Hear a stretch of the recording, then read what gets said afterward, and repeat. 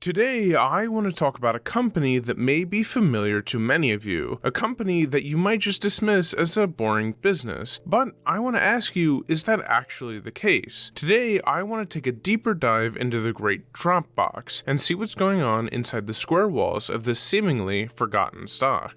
Hey everybody, and welcome back to Dollars and Cents, helping you make sense of making dollars. In 2007, MIT student Drew Houston faced a problem. He kept leaving his USB back in his dorm. To fix this constant problem, he created a small company called Evenflow. The idea was simple: move files and data more efficiently and skip forgetting those pesky USBs. After securing funding from Y Combinator, he formally launched his company in 2008, now called Dropbox. Armed with this same simple idea, the company garnered 1 million users in a single year. Just 2 years after that, 50 million. Then, by 2016, a whopping 500 million people around the world were using this simple little idea. During that growth, Dropbox acquired quite a few companies to expand its product offering, from Audio Galaxy to Loom and now to HelloSign, one of its most important acquisitions. It also gained incredible partnerships with tech giants like Facebook, Microsoft, and even Salesforce. Eventually, all this led to Dropbox going public in March of 2018 to incredible success. Now, let's look under the hood and examine Dropbox's financial health. First, we'll start with revenue growth. In 2015, Dropbox brought in $604 million. Then, in 2020, it reported $1.91 billion. And it's sort of weird since there really isn't a massive jump from 2019 to 2020 like we see with most other tech companies. In fact, revenue growth seems in line with past years, leading me to think that this growth might be more sustainable. Secondly, we'll be looking at shares outstanding. Since the company has only been public since 2018, that will be our starting point. And in 2018, Dropbox had 359 million shares outstanding. But at the end of 2020, it reported it had 414.3 million shares outstanding. Though the number went up, it's important to note that the company has authorized $1.6 billion in buybacks since the beginning of 2021. Next up is free cash flow growth, and in 2015, it had negative free cash flow at a loss of $68.5 million. But as of 2020, though, the company had reported positive free cash flow of $490.5 million, and this is really great to see. Following that is current assets versus current liabilities. Dropbox has $2.06 billion in current assets against $1.2 billion in current liabilities, and this comes with $1.93 billion in cash, well enough to pay off all of its current liabilities. To get a rough value for Dropbox, we'll use the average of the last 4 years of free cash flow. Again, in 2015 it didn't have free cash flow, and if we take that average of $386 million and multiply it by 20, we get an expected market cap of $7.7 billion.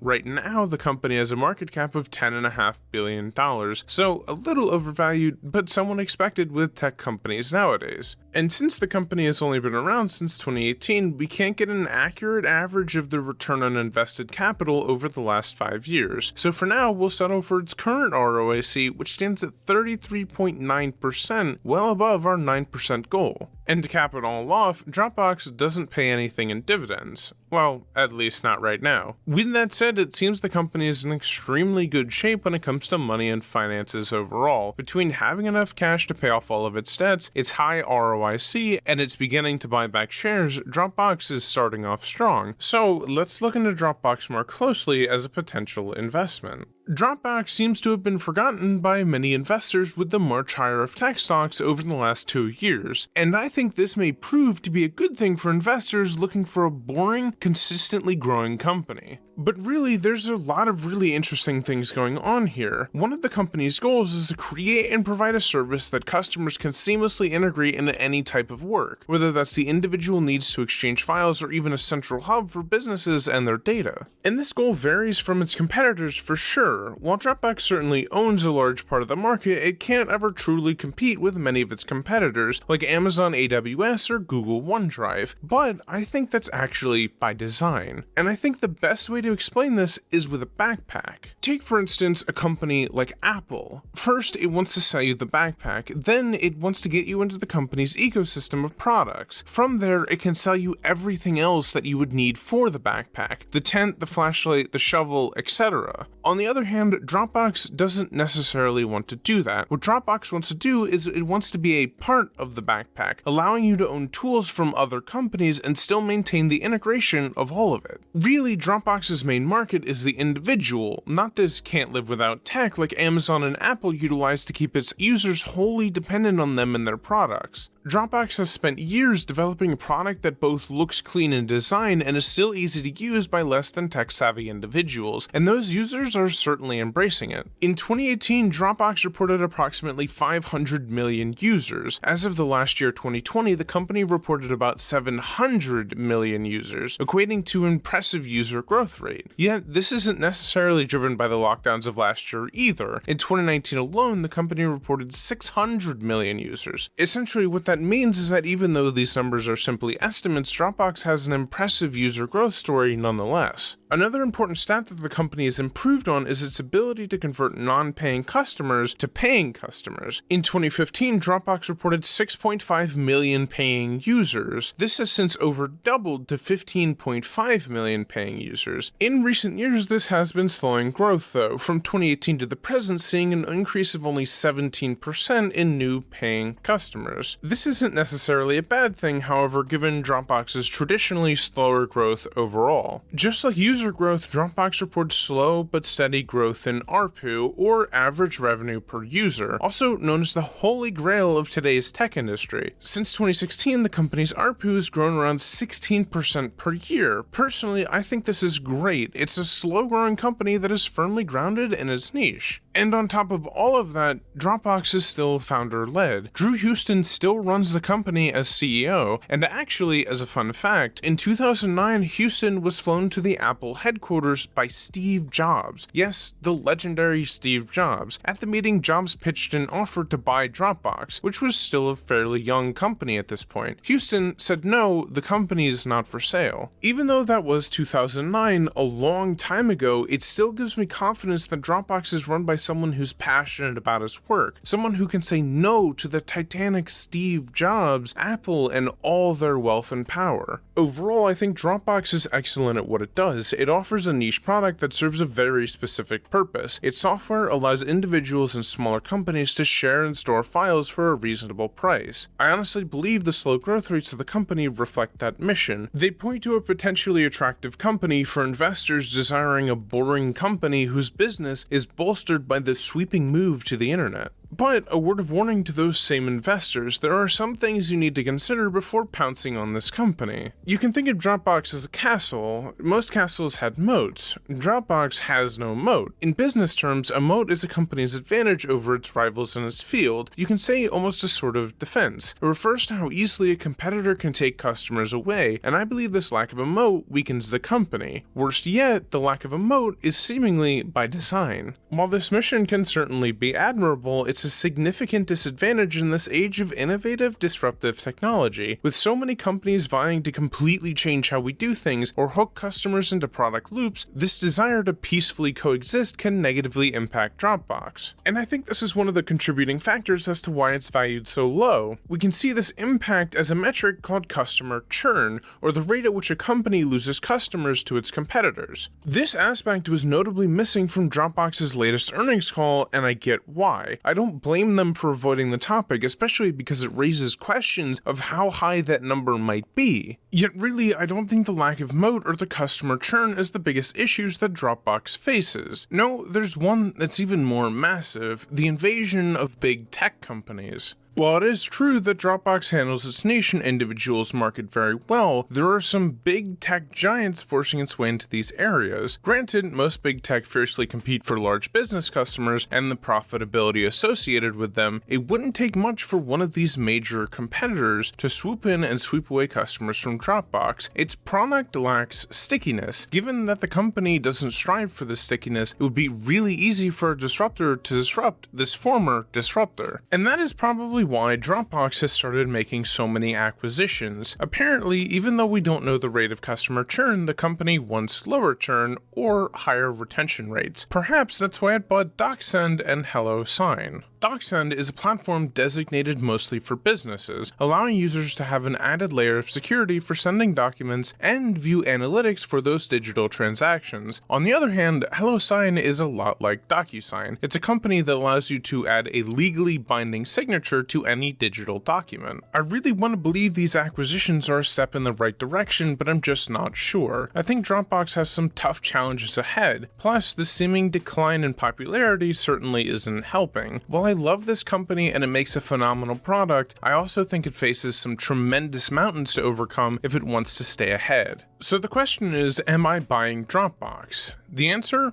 No. Well, at least not right now. While I believe the company will continue to grow, I just don't think it will grow at the rate that it has. Along with this, strange accounting practices like not disclosing capital lease payments to free cash flow also concerns me. Really, it may not make a huge impact, but I find that weird because Dropbox's direct competitor, Box, includes this very important line. But as always, don't take advice from some guy on the internet, go out and see if Dropbox fits your portfolio, and use this video as a starting point, if nothing else. All that said, thanks for watching this video on Dropbox. Leave your thoughts in the comments section below or hop onto my Discord for a more in-depth conversation. Link in the description. Until next time, I'll see all of you in the next episode of Dollars and Cents.